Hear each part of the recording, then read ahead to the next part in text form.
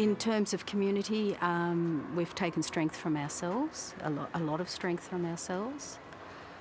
We've used those existing networks, so very early in the piece, the people who had previously worked together in whether it was land care or hall committee or school council, we all took strength from each other.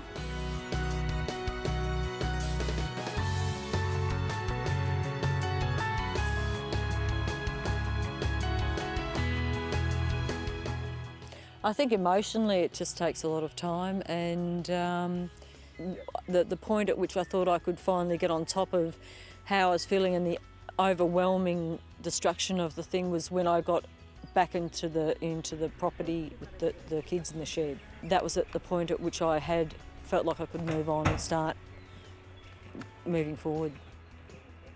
We bought a caravan after the fires, and we actually moved back on our land 2 weeks to the day after the fires. There were still roadblocks in place and that sort of thing, and I remember sitting down, we had pizza and a beer, and it was like, oh, good. We'd only been up in the area a couple of years before the fires, and we didn't know many neighbours. Obviously, just say good day to the next door neighbour, but after the fires, everyone knows everyone by first name basis, so there's a much more of a bond as well, in that people are all on the same journey, and it's not easy, but you just got to get in and do it. It's the Aussie spirit about just, roll your sleeves up and go.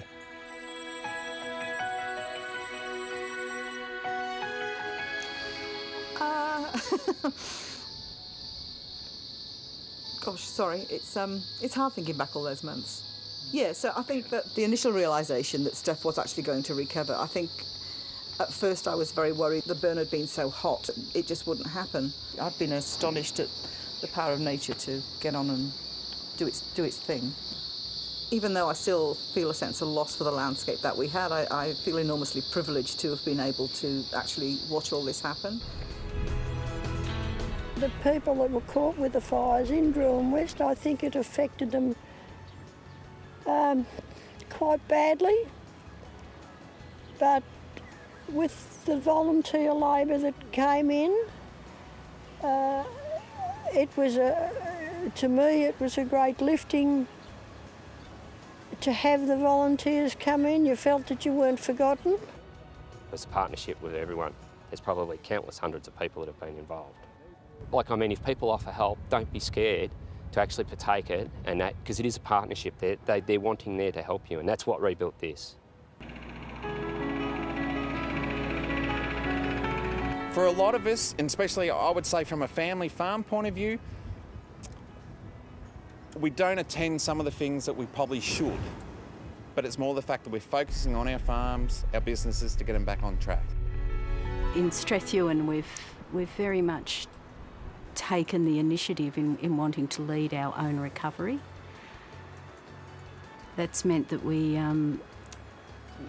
have had to seek a common voice for the things we can tackle and things we can't tackle.